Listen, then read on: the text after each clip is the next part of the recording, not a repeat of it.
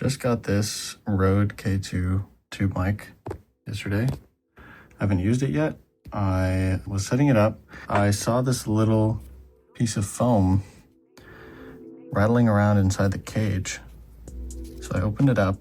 Didn't want it to be, of course, in there with the capsule. And it looks like it belonged on the top there. I'm assuming to help keep it stable, have some pressure from the top of the mic cage maybe. So what I'm gonna do is I'm just gonna get some glue. Looks like there was some on here, and put it back in and close it up. To take it off, you just unscrew the body, and then there's 4 screws that you can just take out around to take off the cage. You can see the holes there. And then from there, everything's kind of apart. So I'm gonna put this back on. Here we go. I've got some super glue here. First, I'm gonna make sure this is actually gonna see in here easily. Yeah, looks like it should stay. I do know the glue can also melt film sometimes, so hopefully that doesn't happen. Just put a little touch on there. It's barely anything. And now quick, just insert it in there. Now hopefully it shouldn't come out again. Cool. Put it away. I wasn't showing how I took it apart, but I'll show how it goes back together. So now the foam's back on there. The cage goes on first. Oh shit, I actually don't know which way's the front. Gonna have to do, don't make the same mistake that I did. I actually don't know the gold dot there. I actually don't know which way to align it with. I might be able to find it out by researching, but I have a feeling it'll be faster just to try it and test using the mic's polar pattern to just see. So what I'm gonna do, I'm gonna try putting it with the dot aligned with the tube. So this way on the microphone. You have these little screws. Just make sure the capsule or the cage is aligned, and then you can thread it a little bit carefully. Make sure you don't cross thread anything.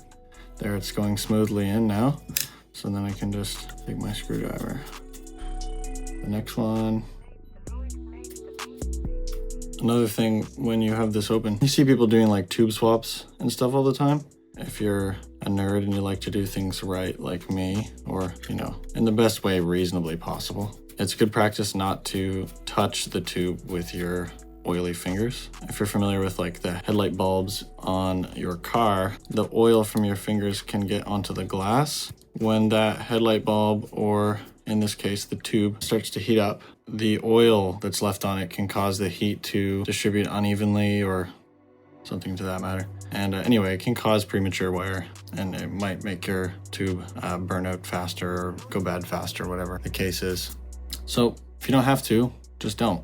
Or if you do have to do a tube change, if you're putting a brand new nice tube in there, just put on a fresh pair of little, you know, like mechanic gloves, like the little blue latex gloves or whatever. Or at least wash your hands with some soap first to try and get, you know, any excess grime or oil that's on there off. Because, you know, why not, right? So I've got all 4 screws back in. I don't know if this is the right direction for the gold dot once again, so I'm gonna put the body back on here. So all you do is you just carefully go up, and then you can just screw it just like that. Make sure it's snug. Don't have to over tighten it or anything. Just make sure it's not gonna come off. So real quick, I'm gonna plug this in and we're gonna see if I got the direction right. I'm actually just setting up for a session here. I'm kind of glad that the person is running late, just because I was literally putting this on the stand when I noticed that that piece of foam was rattling around inside there, and so I've had time to repair it first. Otherwise, I probably would have had to switch to a different microphone. Okay, the power supply is off. It's already a bad sign that this cable is completely backwards from the gold dot, which I believe it wasn't before. So I'm gonna turn on the power supply and try this out. Okay, so it's all plugged in. This is audio from the microphone now. So this is a test on the back side of the microphone where the gold dot is not facing. This is a test where the gold dot is facing. So hopefully this one sounds more clear. We'll find out. And the mic is in cardioid. I did check first. Okay, that was backwards. So let's fix this. First thing, power it off, and then it's time to change it around here. Should be able to do this pretty quickly. Unplug, remove it from the shock mount, remove the body, couple screws. I'm gonna switch this around. We're gonna make sure the gold dot is facing the opposite side as the tube here.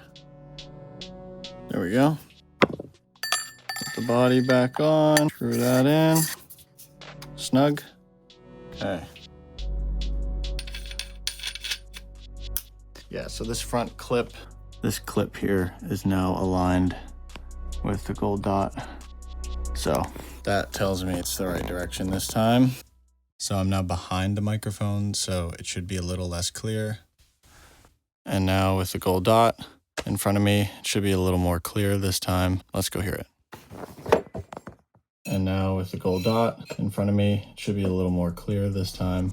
So, well, that's it. If you have this problem with your microphone now, well, it's pretty obvious how to fix it, but sometimes when you're not used to working with little things and opening things up like that, it can be a little uncomfortable. So hopefully if you're having the same problem and you've watched me do it, you now have the confidence to do it yourself. Super easy. And the mic, wow, it sounds great. That's actually the first time I've heard it since I bought it, and I'm really excited to use it today. So there you go.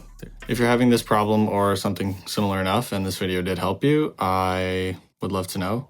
Drop a comment, leave a like, leave me a sign of life that someone out there is watching this. And happy recording, make some good sounds. That's all.